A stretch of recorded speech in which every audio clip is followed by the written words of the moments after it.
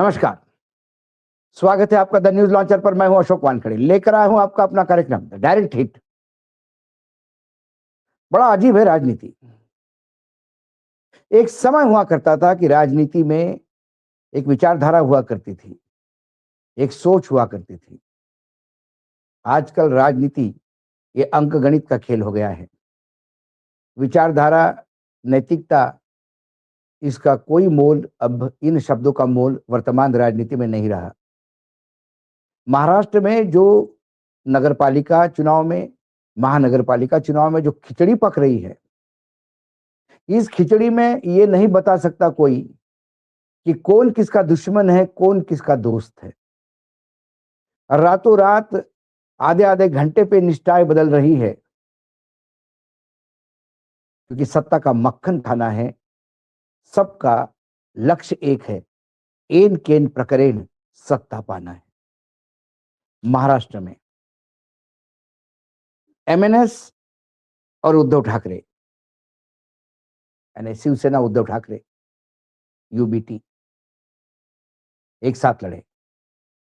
एकनाथ शिंदे को गद्दार कहा, बीजेपी को महाराष्ट्र के लूटने वाला लुटेरा कहा। क्या नहीं बोला। और खासकर जब भाषण की बात आती है तो राज ठाकरे का भाषण बहुत सारा इंपैक्ट करता है। लेकिन मैं अभी एक कहूं आपको कि महाराष्ट्र के एक महानगरपालिका में एकनाथ शिंदे को सत्ता में बिठाने के लिए राज ठाकरे के एमएनएस ने, महाराष्ट्र नवनिर्माण सेना ने ही साथ देने का तय किया, तो फिर आप भूल जाइए चुनावी सभाओं में किसने क्या बोला। ये मुंबई के ही इलाके, मुंबई के ही सटा हुआ इलाका, कल्याण डोंबिवली नगर निगम की बात है। केडीएमसी चुनाव में किसी भी पार्टी को बहुमत नहीं मिला। 122 सीटों में से शिवसेना शिंदे गुट के पास 53 और भाजपा को 51 सीटें मिली। अब बीएमसी चुनाव में मुंह की खाने के बाद राज ठाकरे की महाराष्ट्र नवनिर्माण पार्टी ने हैरान करने वाला कदम उठाया है। राज ठाकरे ने मनसे, राज ठाकरे की जो पार्टी है मनसे ने, कल्याण डोंबिवली नगर निगम में उद्धव ठाकरे को ठेंगा दिखाते हुए उनके धौर विरोधी एकनाथ शिंदे की शिवसेना को समर्थन दिया। केडीएमसी में राज ठाकरे की पार्टी मनसे अपने चचेरे भाई उद्धव ठाकरे की पार्टी शिवसेना यूबीटी के साथ सत्तारूढ़ महायुति यानी बीजेपी और शिवसेना के गठबंधन के खिलाफ लड़ी थी। इस फैसले के बाद अब शिवसेना यूबीटी के साथ उनके गठबंधन को लेकर सवाल खड़े हो गए हैं। हालांकि सवाल यह भी है कि क्या यह कदम भाजपा में नगर निगम से बाहर रखने का एक प्रयास है। केडीएमसी चुनाव में किसी भी पार्टी को बहुमत नहीं मिला। 122 सीटें हैं टोटल, उसमें 53 सीटें एकनाथ शिंदे की शिवसेना को, 51 सीटें बीजेपी को। बहुमत के लिए 62 सीटें चाहिए। अब 62 का जुगाड़ करने के लिए सब काम में लग गए। वैसा देखा जाए तो बीजेपी और एकनाथ शिंदे शिवसेना, ये दोनों साथ में मिलकर लड़ी थी। यदि ये दो साथ हो जाए तो 104 का आंकड़ा होता है, जो 62 से 40 बढ़ा है। लेकिन ये भले ही साथ लड़े हो, लेकिन कल्याण डोंबिवली में झगड़ा बहुत पुराना है। एक तरफ बीजेपी के प्रदेशाध्यक्ष चौहान साहब है, तो दूसरे तरफ एकनाथ शिंदे के बेटे श्रीकांत शिंदे मोर्चा संभाले हुए हैं। इन दोनों की दुश्मनी पूरा महाराष्ट्र जानता है। इसलिए एकनाथ शिंदे ने अपना प्लान ओपन कर दिया। बुधवार को शिवसेना एकनाथ शिंदे गुट ने नवी मुंबई कोंकण भवन में अपने पार्टी को रजिस्टर किया। कोंकण डिविजनल कमिश्नर के सामने दावा पेश किया कि वह नगर निगम में सबसे बड़ी पार्टी है। इस दौरान मनसे के पार्षद भी मौजूद थे। मनसे नेता राजू पाटिल ने शिवसेना शिंदे गुट के श्रीकांत शिंदे, जो एकनाथ शिंदे के बेटे हैं, और नरेश म्हस्के, जो बड़े नेता हैं वहां के, से मुलाकात कर की। इसके बाद मनसे गुट ने शिंदे गुट की अगुवाई वाले शिवसेना का समर्थन देने का ऐलान कर दिया। इस तरह 5 मनसे पार्षदों के समर्थन और शिवसेना यूबीटी के टिकट पर चुने गए 4 पार्षदों का समर्थन के दावों के साथ शिवसेना शिंदे गुट ने अपनी स्थिति मजबूत कर ली। हालांकि अभी भी उसे औपचारिक रूप से बहुमत साबित करने के लिए एक हाथ वोट की जरूरत है। हालांकि पार्टी सूत्रों के मुताबिक जिन 4 शिवसेना यानी उद्धव ठाकरे वाले पार्षदों के समर्थन का दावा किया जा रहा है, उसमें से 2 पहले मनसे से जुड़े थे। उन्होंने शिवसेना उद्धव ठाकरे की शिवसेना के मशाल के ऊपर चुनाव लड़ा था। बाकी 2 शिवसेना शिंदे से टिकट न मिलने के बाद शिवसेना यूबीटी के पास चुनाव लड़े थे।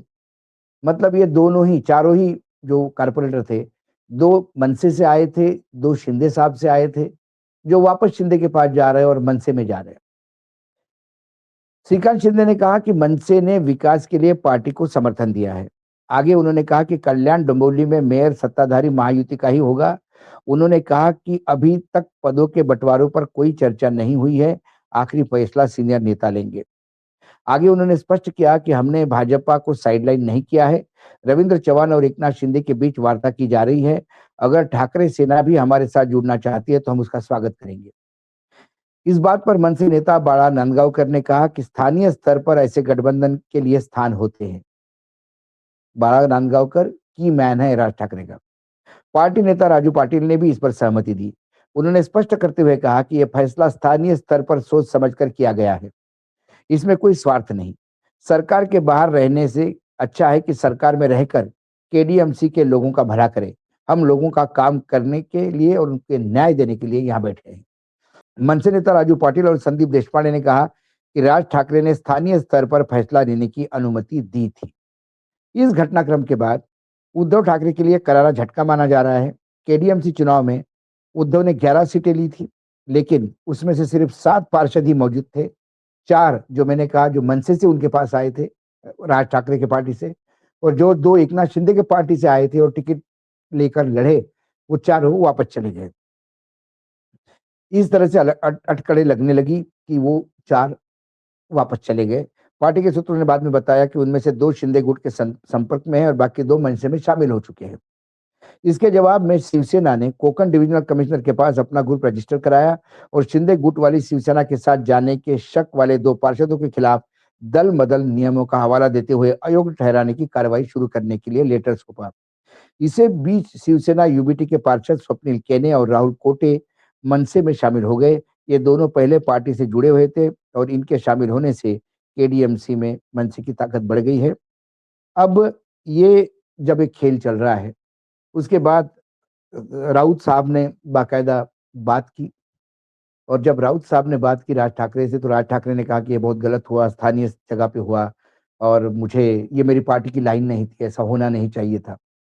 लेकिन यदि राज ठाकरे को वाक़ई बुरा लगा होगा कि उनके पार्टी ने शिवसेना का समर्थन किया, तो उन्होंने वही लाइन लेनी चाहिए जो कांग्रेस ने ली। कांग्रेस ने अपने 11 की 11 पार्षदों को निष्कासित कर दिया था, भले ही उनका आंकड़ा 0 हो जाए। लेकिन पार्टी डिसिप्लिन तोड़ने का उन्होंने जो एक्शन लिया, उससे कम से कम कांग्रेस की मनीषा क्लियर हो गई कि वो डबल गेम नहीं खेल रही है। राज ठाकरे यदि अपने कारपोरेटर पे एक्शन भी नहीं लेते और सिर्फ ये बोलते हैं कि वो नाराज हो गए, तो इसका मतलब उनके आशीर्वाद से ये सारा बात हुई। और बात यहाँ तक नहीं हुई। अकोला महानगर पालिका में स्थिति उल्टी हो गई है। वहां भाजपा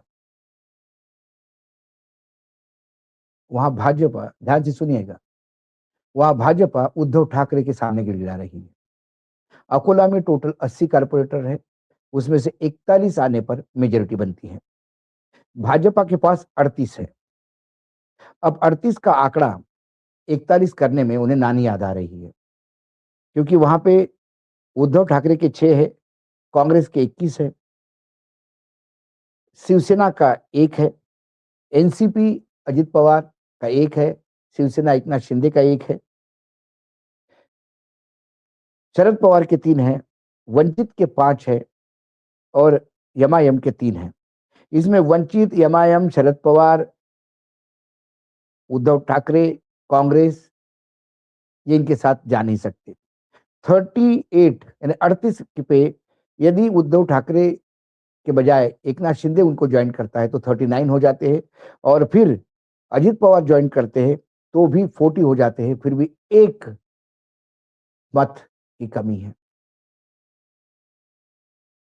ऐसे में उन्होंने सीधी अपील की शिवसेना उद्धव ठाकरे से कि क्या आप हमारे साथ आते हैं। स्थानीय जगह पे दोनों पार्टी के नेताओं की मुलाकात हो रही है, और उसके बाद ये सुना गया कि उपमहापौर और स्थायी समिति स्टैंडिंग कमेटी की चेयरमैनशिप शिवसेना ने मांगी है, और यदि शिवसेना उद्धव ठाकरे के 6 और बीजेपी के 38 एक हो जाते हैं तो ये 44 हो जाते हैं, उनके पास मेजॉरिटी का आंकड़ा हो जाता है। ये यहाँ पर है। उल्लासनगर में बड़ा अजीब खेल हो रहा है। उल्लासनगर में बीजेपी के पास 37 थे और शिवसेना एकनाथ शिंदे के पास 36। बीजेपी के पास 1 सीट जाना होने के बाद भी जो 37 से 40 जाना है, 3 सीट और चाहिए उनको, क्योंकि वहां 78 उल्लासनगर में है, तो आपको कम से कम 40 सीटें चाहिए मेजॉरिटी के लिए। 37 के बाद 3 सीटों का जुगाड़ नहीं हो पा रहा है, तो शिवसेना एकनाथ शिंदे ने 36 अपने, 2 वंचित के, ये हो गए 38, एक साई पक्ष हो गए 39, और एक है इंडिपेंडेंट 40।